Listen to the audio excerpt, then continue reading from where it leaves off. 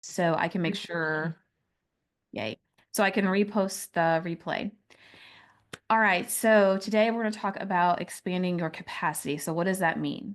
Well, when you're a parent, let's say you have your, hi Gina, you have your child, your first child, and you think, oh, I love this child so much. Like I love them with all my heart. And I couldn't love another child as much as I love this one.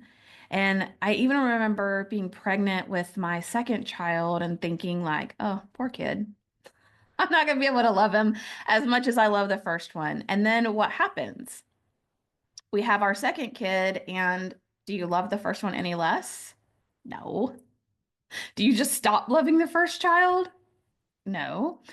What happens is when you've had your second child is you've expanded your capacity for love, your ability to love another human being as much as you love the first child. Think about the Grinch in that movie, the Grinch that stole Christmas, right? Your heart is a certain size, and over time you learn how to grow your heart, how to love more. And so when we are moving through grief, and as we learn how to grow through grief, we expand our ability, expand our capacity to be able to hold things that feel opposing but true. So, for example, I could say, I love my late person, I love the life that I had, and I love the life that I have now.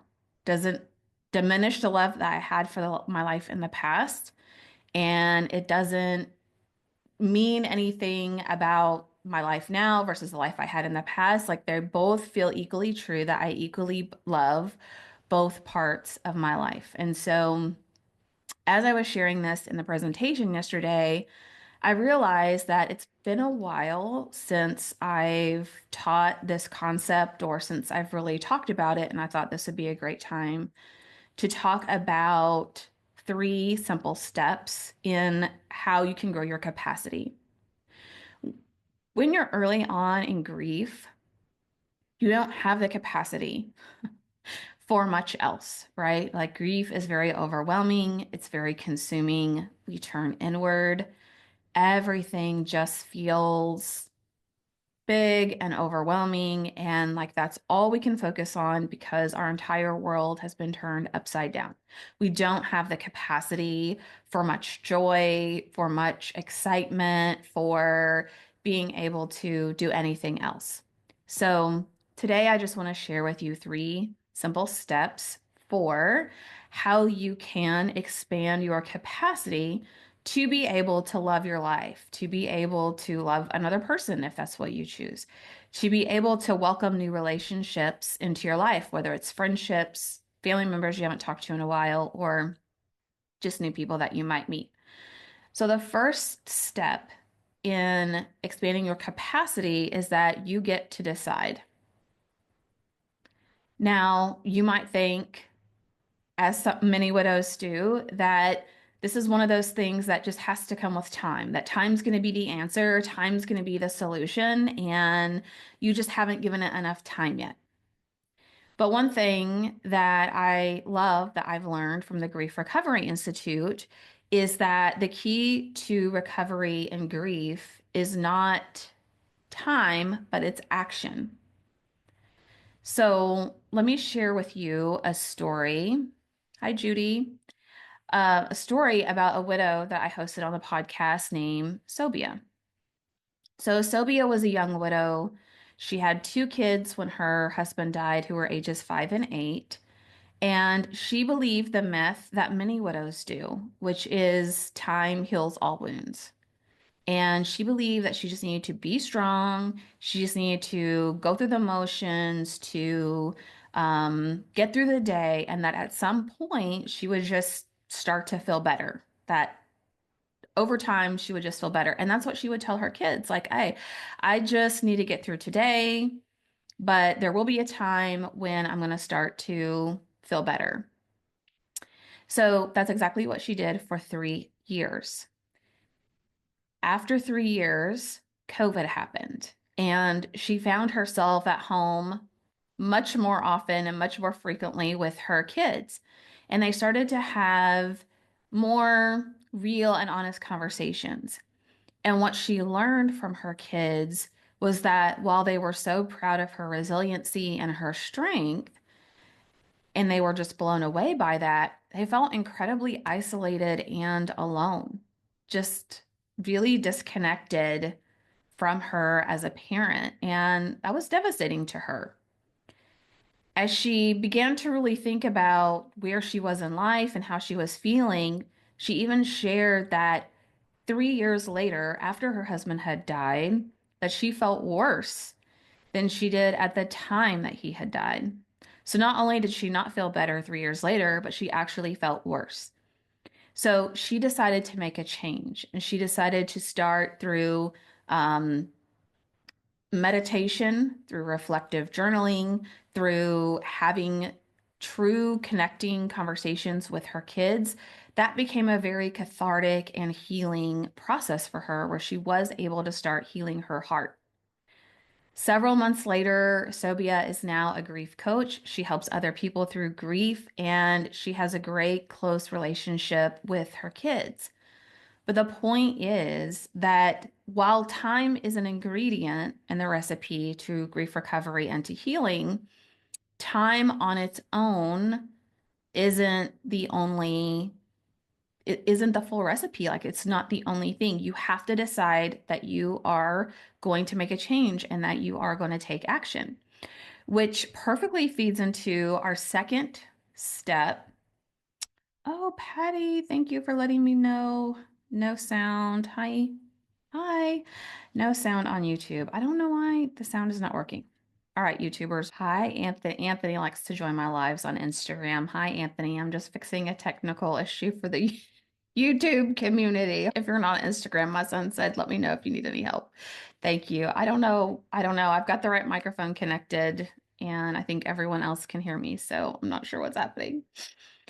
So the first step in expanding our capacity is to decide, like you want to expand your capacity and you're going to take the steps to do that.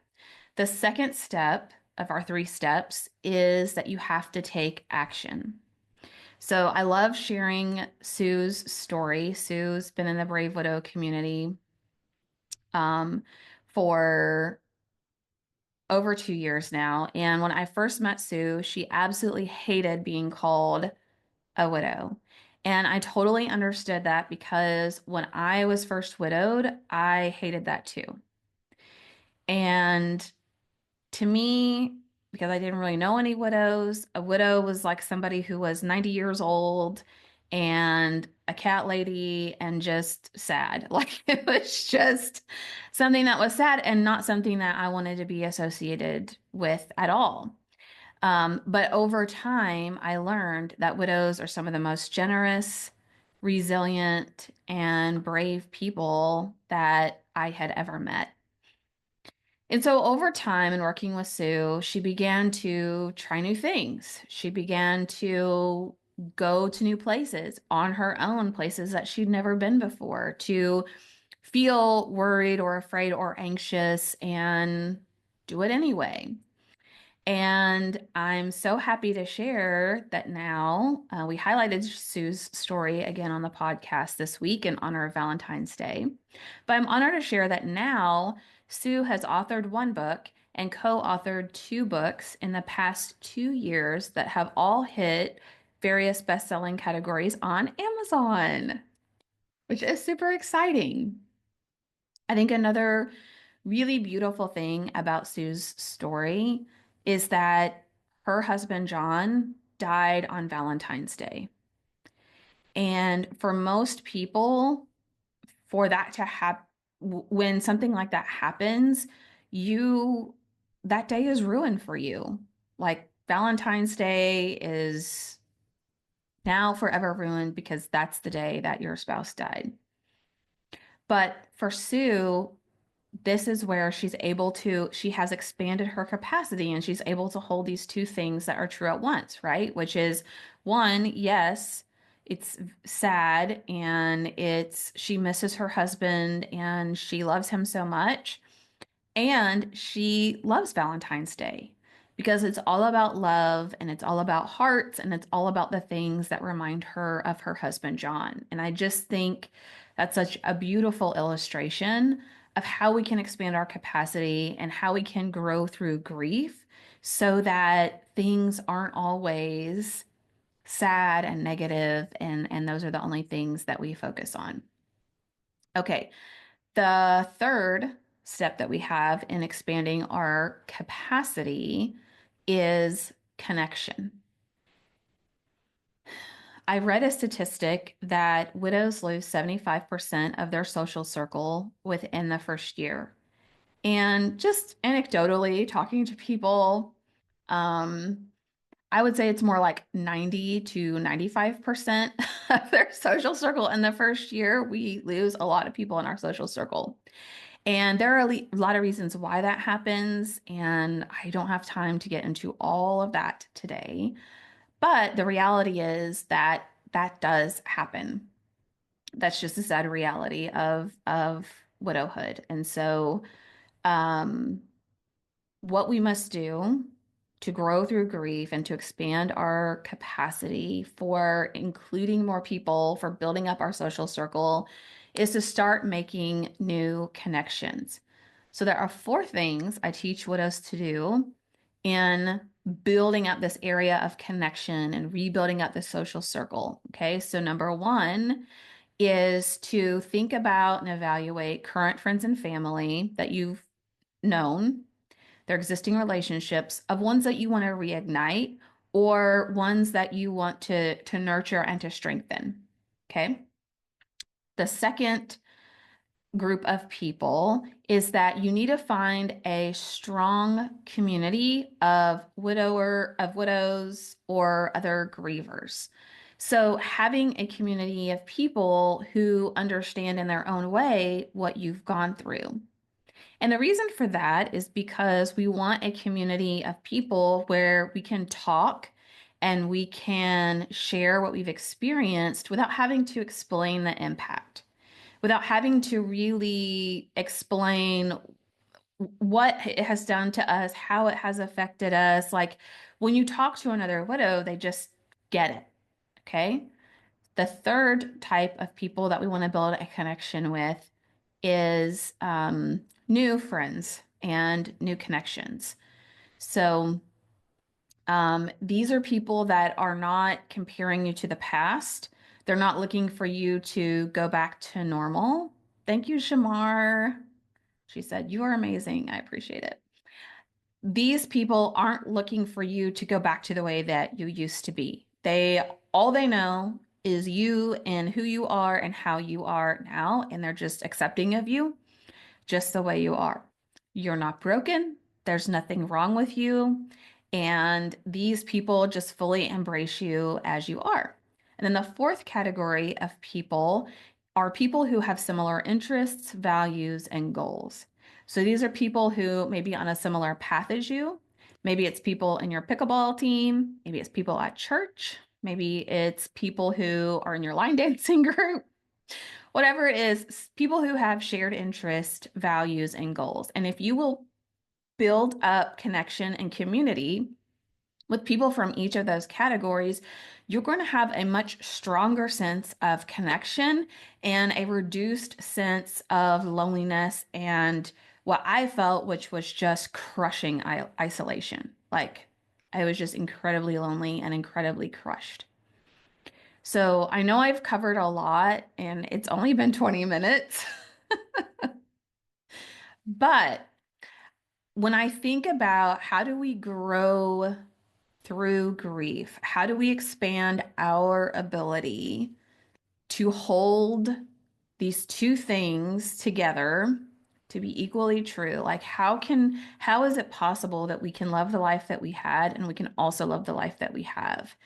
It's through these three steps of making a decision, that's what we're going to do, of taking action, and of building a really strong connection with people in various communities. And that is going to help you go a really long way.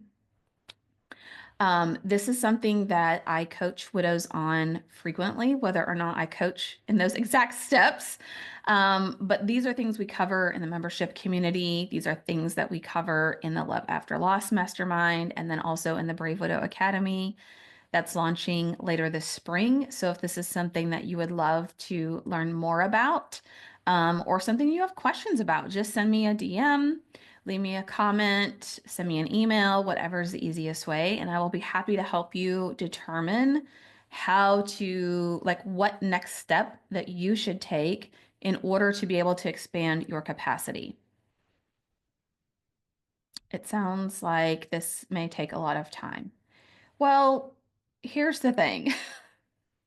It's not something that can happen overnight because it does take time to take action and to build new connections and to nurture relationships. And that's true. But as I mentioned early on, it's not time alone that's going to help you heal your wounds. It's going to help you grow your capacity. And just, I think about in life in general, all the times that I've grown to the next level. I think about it a lot in the aspect of even the career that I've had. Even when I went from managing a team of 20 people to a team of 40 people, like that seemed really big. When I was managing 40 people, I couldn't have fathomed what it would be like to be responsible for ultimately where I was over 4,000 people. That's huge. That's a big change in capacity. And so when I was managing a smaller team, I didn't have the capacity yet to manage a team of 4,000 people, which I was able to do and able to grow that capacity over time and be able to do that. And so you can as well. It does take practice. It takes those awkward baby toddler steps. It takes being the weird person to ask someone to lunch or to ask someone for a coffee. It takes proactive planning. But here's the thing, no one's gonna show up and save you on your doorstep. There's no knight in shining armor. There's no knight in shining armor gonna ride up and say, okay, we're gonna save you and your life's gonna be great now. That's why the first step is you have to decide this is what you're going to do. And it's why having a strong connection in community and a strong social circle is so important. So that as you're practicing growing your capacity, as you're practicing the new skills that you learn, as you're practicing how to manage all the negative thoughts, all the what ifs, all the thoughts, like I would have the thoughts of, well, this is pointless. Why are you even trying? Um, One of the stories that I share often is when I was first starting to try to rebuild my life, is I decided to take a day for myself. It was a school day for the kids, so I had plans for them to be picked up and taken care of afterwards. And I decided to take a day for me and to try to do something fun. Try to do something fun. This was a little under a year after Nathan died, and I needed something to focus on that was for me. And where I was going was in Tulsa. I was going to go see Dr. Jordan Peterson in Tulsa, hear him speak live. He's somebody I love his videos and his clips, and I was excited about seeing him in person. And so I was on my way to Tulsa. I was about halfway there, so just over an hour from home. And they're in Oklahoma. There's like a turnpike and a highway, and there's like one main gas station and restaurant there. So I remember I'd stopped there halfway through, and tears were just streaming down my face, like totally ruining my makeup. Like, I just had this overwhelming wave come up inside of me that was like, this is pointless. Why are you doing this? Why even try? He's not here anymore. Who are you to go out and try to have a nice day and to do something for yourself? But I decided to just keep going because I knew that some of those thoughts were going to keep popping up. So I continued the drive. Use my McDonald's napkins, okay, to like wipe the tears away. And the best that I could, I went to Tulsa. I went to the mall there. It was in the afternoon. My kids were just getting out of school. And one of my kiddos is just blowing up my phone. Text, text, text, text, text. And one of my kiddos struggles with mental health issues. And I was 2.5 hours away. And so I'm coordinating, support for that child and trying to respond. And all those thoughts just kept coming up, right? Like, see, this is why you shouldn't try it. See, your kids need you. You're out here trying to do something for yourself, and your kids are back here and they need you. And so at that stage of my journey through widowhood, I didn't have the capacity, I didn't have the skill set yet to say, stop, stop with the negative thoughts. It's okay. Like, yes, my kids need me, and I already have very well taking care of them through their childcare and the coverage and having the right family member present. Like, it's okay. Things are going to happen. Things are going to come up. We're going to get through this. I didn't have that capacity yet.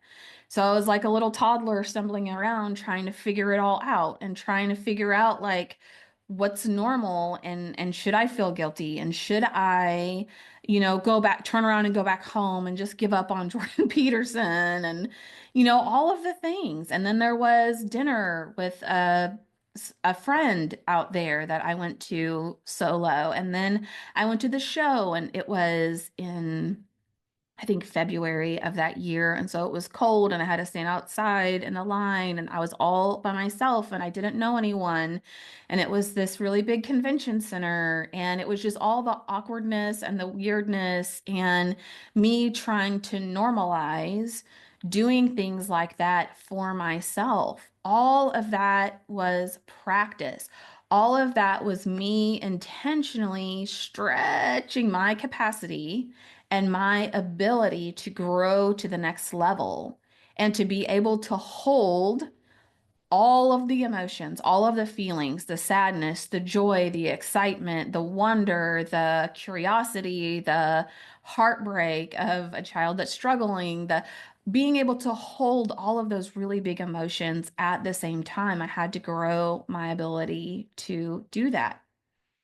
I often think about it like I was looking to see if I had a rubber band, but like when you're pulling a rubber band and you're pulling it tighter and tighter and tighter until it feels like it's just going to snap, like it's stretched really, really thin.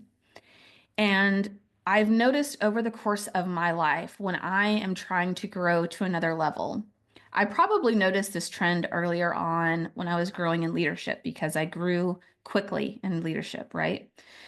What I would notice is that I would start to feel like that rubber band, like I was stretched tighter and tighter and tighter, and like there was tension, right?